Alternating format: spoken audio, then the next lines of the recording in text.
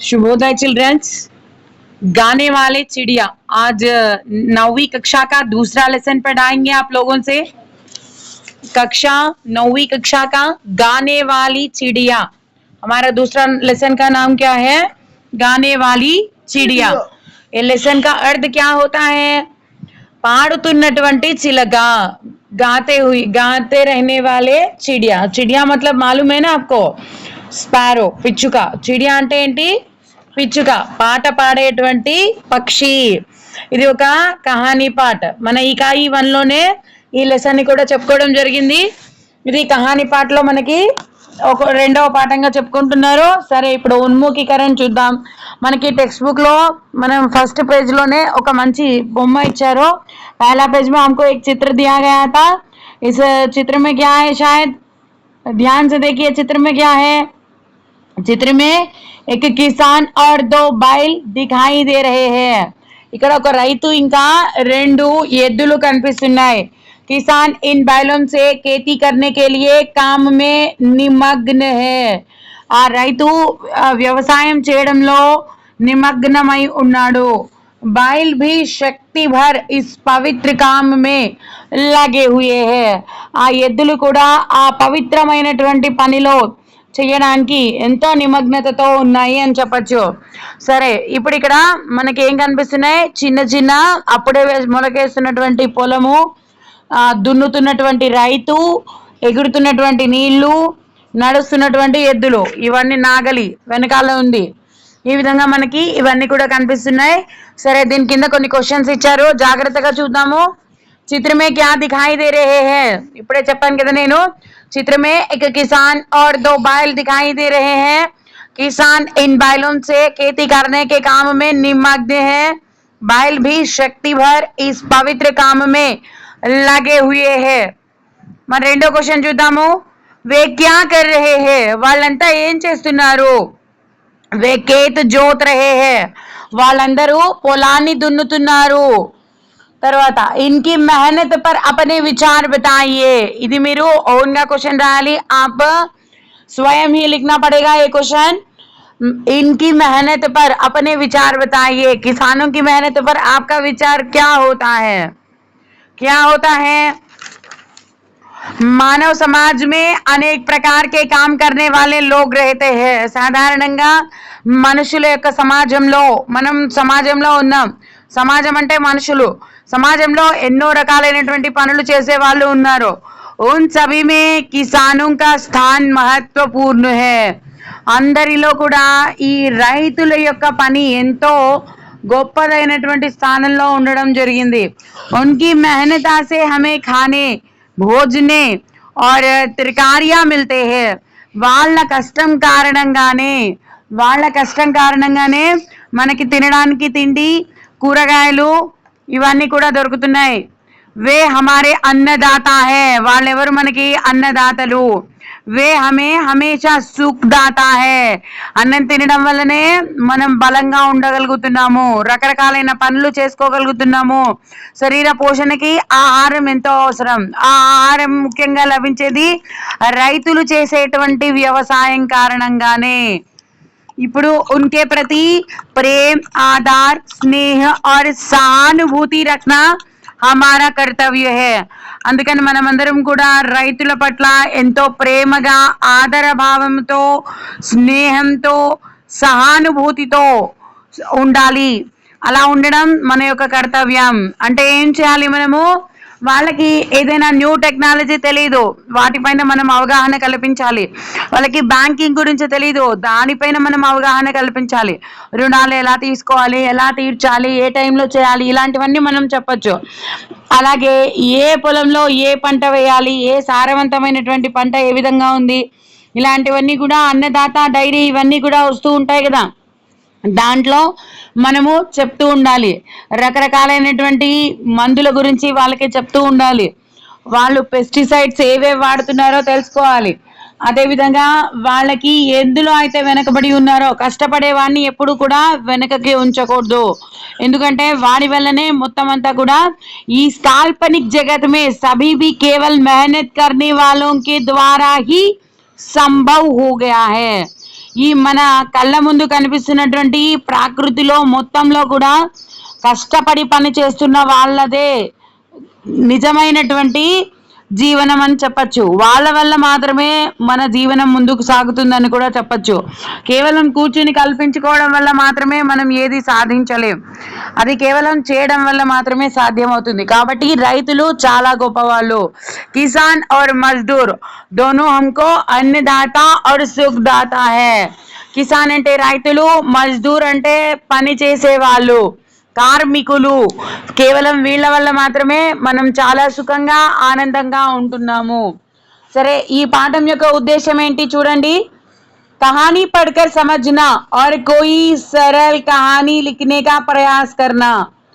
ఈ కహానీ ఏదైతే ఉందో దీన్ని చదివి అర్థం చేసుకోవడము, ఇంకా తేలికైనటువంటి కహానీ రాయడానికి ప్రయత్నించడము. ఇలాంటి కహానీలు మనం రాయొచ్చు కదా, ప్రయత్నించవచ్చు కదా. మీరు చిన్నపిల్లలు కదా, అందుకని మీకు స్టోరీస్ అంటే ఇష్టం ఉంటాయి. అలాగే మీలో కొంతమంది రచయితలు, కథలు రాయగలిగిన వాళ్ళు కూడా ఉంటారు కదా. అలా రాయడానికి మీరు ప్రేరేపించడమే ఈ కథ యొక్క ముఖ్యమైనటువంటి లక్ష్యము. సరే, ఇప్పుడు మనం పాఠంలోకి వెళ్ళిపోదాం. ఇక్కడ ఛాత్రకేలియే సూచన ఇచ్చారు. ఓకే, మన లెసన్ మొదలవుతుంది. జాగ్రత్తగా వినండి.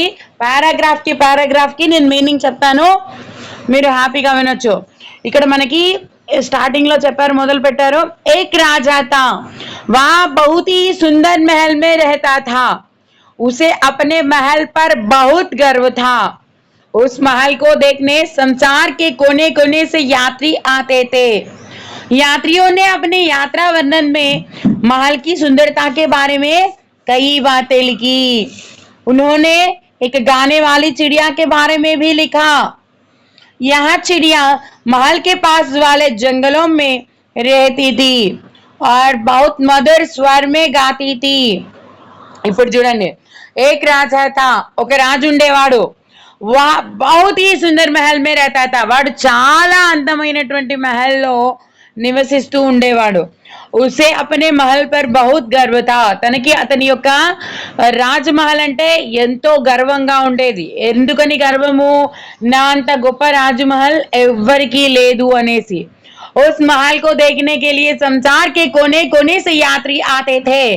ఆ రాజమహల్ ని చూడడానికి ప్రపంచం మొత్తంలో నలుదిశల నుంచి ఎంతో మంది యాత్రికులు వస్తూ ఉండేవాళ్ళు. यात्रियों ने अपने यात्रा वर्णन में महल की सुंदरता के बारे में कई बातें लिखी है. చాలా మంది కూడా ఇతని యొక్క ఆ రాజమహల్ గురించి ఎన్నో స్టోరీస్ రాస్తూ ఉండేవాళ్ళు. విను, उन्हें एक गाने वाली चिड़िया के बारे में भी लिखा था. అలా రాస్తూ ఉంటే అందులో ఒక పాట పాడుతున్నటువంటి పిచ్చుక గురించి కూడా రాయడం జరిగింది. యా చిడియా మహల్ కే పాస్ వాలే జంగల్ మే రహతీ థీ. ఆ పిచ్చుక ఆ అడవి, ఆ యొక్క మహల్ దగ్గరలో ఉండేటువంటి ఒక అడవిలో నివసిస్తూ ఉంది. ఆర్ బహుత్ మధుర్ స్వరమే గాతీ థీ, అది ఎంతో అందమైనటువంటి గొంతుతో పాట పాడుతూ ఉంటుంది. రెండో పారాగ్రాఫ్ చూద్దాం ఇప్పుడు. राजा ने इस चिड़िया को कभी नहीं देखा था. यात्रियों का यात्रा वर्णन पढ़ने से राजा को चिड़िया के बारे में पता चला. राजा ने उस चिड़िया को देखना चाहा और उन अपने सेवकों को बुलाकर कहा, तुम लोगों ने कभी मुझे गाने वाली चिड़िया के विषय में नहीं बताया. जाओ जंगल से उस चिड़िया को पकड़ ले आओ और उसका गाना सुनना चाहता हूँ. ఇక్కడ ఏం చెప్తున్నారు? రాజానే ఉస్ చిడియాకో కభీ నహీ దేఖా థా. ఏదైతే తన యొక్క ఆ మహల్ యొక్క వర్ణించేటువంటి పుస్తకంలో గానే వాలే చిడియా, పాడుతున్నటువంటి పిచ్చుక గురించి ఉందో అది విన్నప్పటి నుంచి రాజు ఈ విధమైన నిర్ణయం తీసుకున్నారు. ఓ చిడియాకు కభీ నహీ దేఖా థా, ఎందుకంటే రాజు అప్పటి వరకు ఆ పాడుతున్నటువంటి చిలుకని ఇంతవరకు ఎప్పుడు చూడలేదు. यात्रियों का यात्रा वर्णन पढ़ने से राजा को चिड़िया के बारे में पता चला. అక్కడ ఉన్నటువంటి యాత్రికులందరూ కూడా ఆ యొక్క యాత్రా వర్ణనలోనే ఇతను తెలుసుకున్నాడు. राजा ने उस चिड़िया को देखना चाहा और अपने सेवकों को बुलाकर कहा. అప్పుడు రాజు ఆ యొక్క పిచ్చుకను చూడాలనే కోరికతో వాళ్ళ యొక్క సైనికులందరినీ కూడా పిలిచి ఈ విధంగా చెప్తున్నారు. तुम लोगों ने कभी मुझे गाने वाले चिड़िया के विषय में नहीं बताया. మీరు ఎప్పుడు కూడా ఈ పాడుతున్నటువంటి పిచ్చుక గురించి మీరు మాకు చెప్పనే లేదు. जाओ जंगल से उस चिड़िया को पकड़ ले आओ. ఆ అడవి నుంచి ఆ యొక్క పిచ్చుకను తీసుకుని రండి. मैं उसका गाना सुनना चाहती हूँ. మేము ఆ యొక్క పిచ్చుక యొక్క పాటని వినాలని కోరుకుంటున్నాము అని. और राजा के సేవకులు ने भी उस चिड़िया को कभी नहीं देखा था. और రాజు యొక్క సేవకులు కూడా ఆ పిచ్చుకని ఎప్పుడు చూడలేదు. और ना ही पूरे दरबार में कोई इस विषय के बारे में कुछ जानता था. అలాగే ఆ దర్బార్లో ఉండేటువంటి ఎవ్వరికి కూడా ఈ విషయం పైన తెలీదు. అంటే ఆ పిచ్చుక అక్కడ ఉంది అని అక్కడ ఎవ్వరికి కూడా తెలీదు.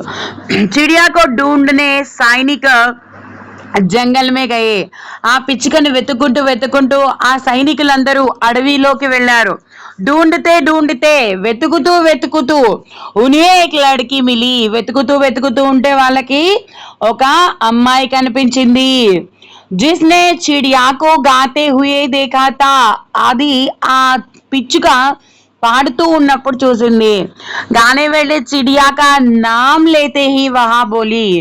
అప్పుడు ఆ పిల్ల గానే వాళ్ళే చిడియా అనంగానే పాడుతున్న పిచ్చుక అనంగానే ఇలా మాట్లాడడం మొదలు పెట్టింది. హా హా మై జాన్తీ హూ. నాకు తెలుసు, నేను చూశాను, నాకు తెలుసు. ఉస్ గానే వాలే చిడియాకో. ఆ పాడుతున్న చిలుక గురించి నాకు బాగా తెలుసు. ఓహ్ వా కితనీ మధుర స్వరమే గాతి హై. అది ఎంత అందమైన గొంతుతో పాడుతూ ఉంది. जब मैं यहाँ से काम समाप्त करके संध्या समय घर लौटती हूँ तो वहाँ मुझे रास्ते भर अपना मीठा मीठा गाना सुनाती है. ఇక్కడ ఆహా అదా మేము ఆ యొక్క మధుర గానాన్ని మేము విన్నాము. ఎప్పుడైతే మా పనులన్నీ పూర్తి చేసుకుని సాయంత్రం సమయంలో మేము ఇంటికి తిరిగి వస్తామో మాకు మా దారిలో తన యొక్క తీయని పలుకులు, తీయని పాట మాకు వినిపిస్తూ ఉంటుంది. इससे मेरी सारी थकान दूर हो जाती है. దానితో నా యొక్క అలసట అంతా కూడా, మా అందరి అలసట అంతా కూడా దూరం అయిపోతూ ఉంటుంది. సైనికోं के अनुरोध पर लड़की ने चिड़िया को आवाज दी. ఆ సైనికులు చెప్పడంతో ఎప్పుడైతే సైనికులు ఆ పిచ్చుకను చూడాలి అనుకుంటున్నారో వెంటనే ఆ పిచ్చుకని పిలవడం ఆ అమ్మాయి మొదలు పెట్టింది. మేరీ చోటీ సుందర్ చిడియా. నా యొక్క చిన్న అందమైన పిచ్చుక. हमारे राजा तुम्हारा मधुर संगीत सुनना चाहते हैं. మా యొక్క రాజు నీ యొక్క అందమైన పాట వినాలని కోరుకుంటున్నాడు. క్యా తుమ్ ఉన్హే అప్నా గానా సునాओगी. ఏంటి నీ యొక్క పాటని మా యొక్క రాజుకు వినిపిస్తావా? లడ్కీ కి బాతే సున్కర్ చిడియా బోలి. ఆ యొక్క అమ్మాయి యొక్క మాటలు విని ఆ చిడియా అంటే ఆ పిచ్చుక ఇలా అంటూ ఉందన్నమాట. మేరా సంగీత్ తో ఇన్ హరే భరే జంగలో ఖేతో మే అచ్చా లగ్తా హై. నా సంగీతం ఏదైతే ఉందో ఈ పచ్చని అడవిలో అలాగే ఈ యొక్క పొలాలలో ఎంతో బాగుంటుంది. ఫిర్ భీ మై రాజాకో అపనా గానా అవశ్య సునాऊंगी.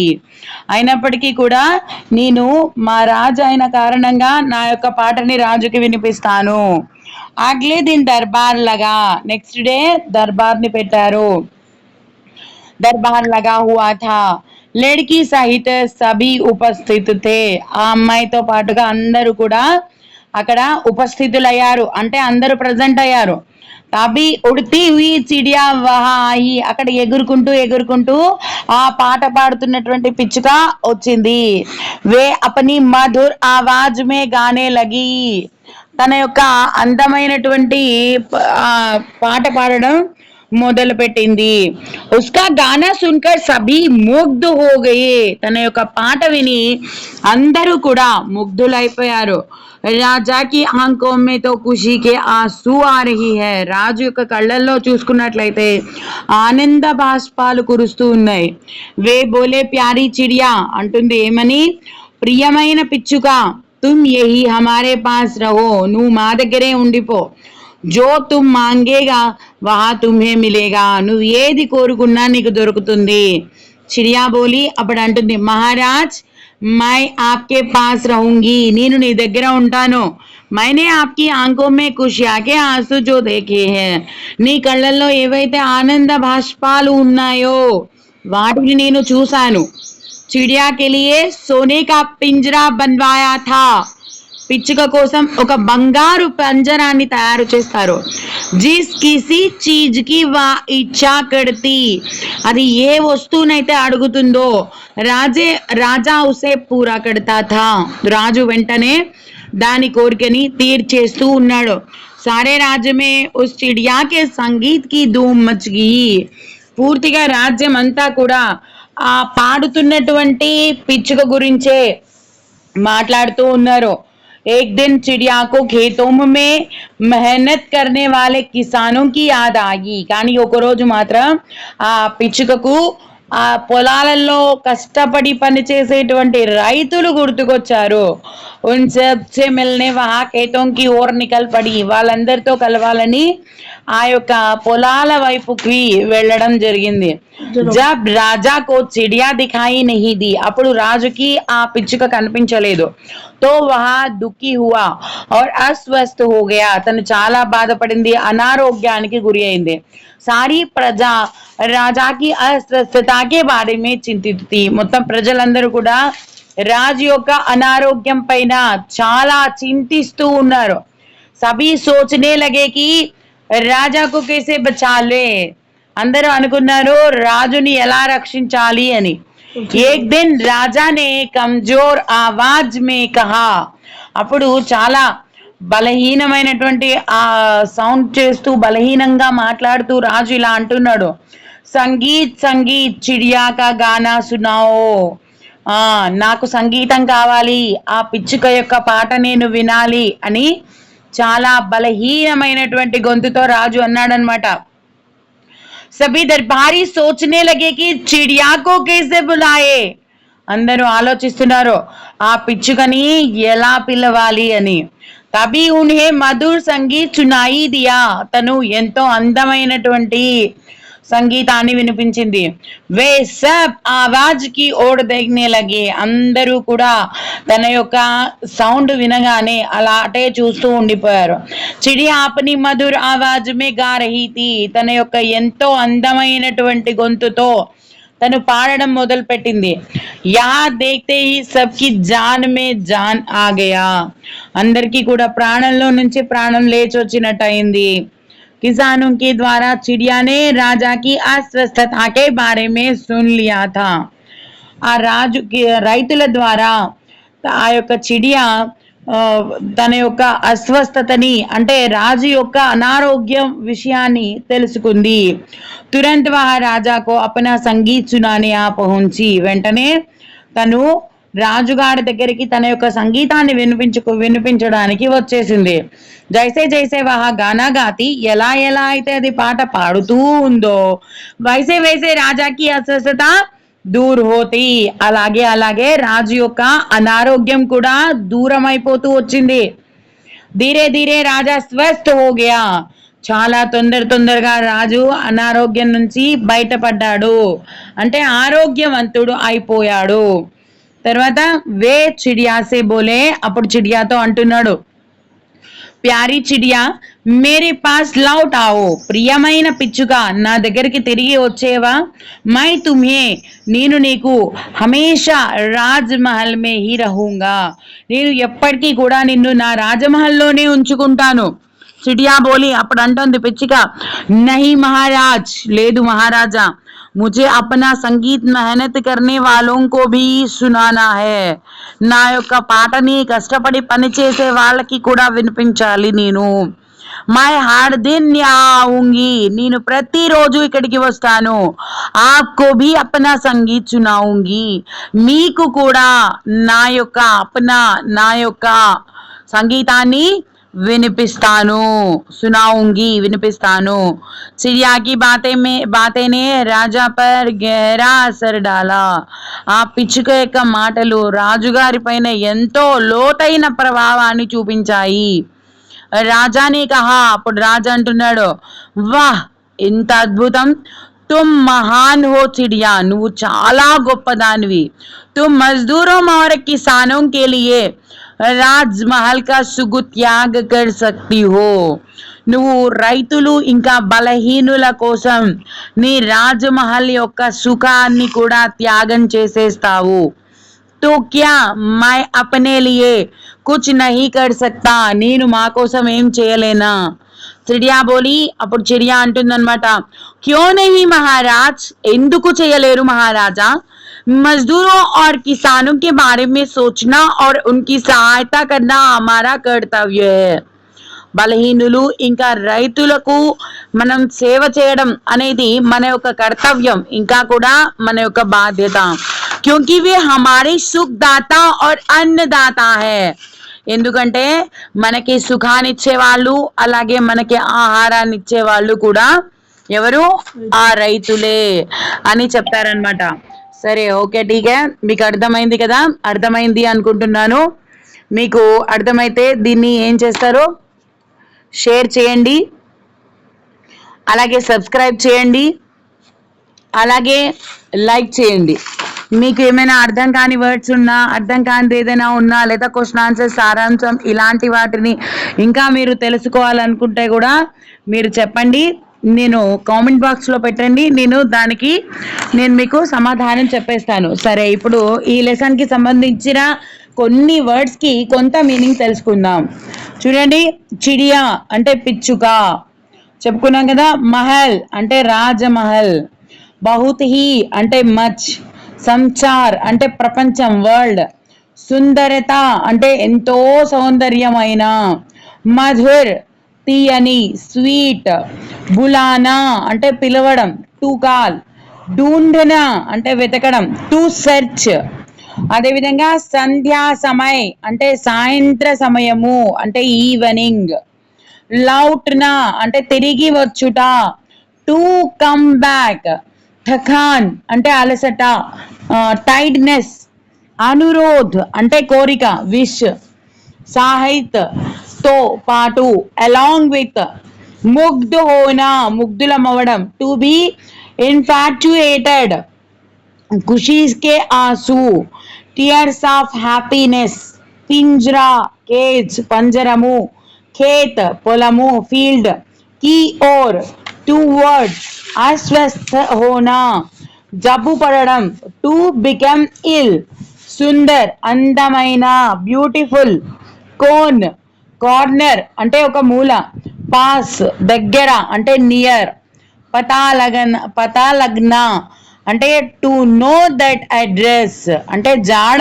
తెలియుట, మరి దర్బార్ అంటే సభ కోర్ట్, రథ సమాప్త్ కర్ణ అంటే ముగించడం టు ఎండ్, అవశ్య అంటే తప్పకుండా, సెంటైన్లీ, ధూమ్ అంటే ఫేమ్, యాద్ ఆనా టు రిమైండర్, కమ్జోర్ బలహీనమైన వీక్, మెహనత్ హార్డ్ వర్క్, అసర్ ఇంపాక్ట్, హమేషా అంటే ఎప్పటికీ కూడా ఆల్వేజ్, గహరా స్ట్రాంగ్ ఇంకా డీప్ గట్టిదైన ఇంకా లోతైన, మహల్ అంటే రాజమహల్ చెప్పుకున్నాం కదా, కోనే కోనేసే అంటే ఫ్రమ్ ఎవ్రీ కార్నర్, చిడియా అంటే బర్డ్, ఆవాజ్ దేనా టు కాల్ అంటే పిలవడం, హరా భరా తాజాగా ఉన్న ఫ్రెష్, ఉపస్థితి హోనా ప్రెజెంట్ టెన్స్, ధూమ్ మచ్ గయా అంటే ప్రసిద్ధి చెందడం టు బి ఫేమస్,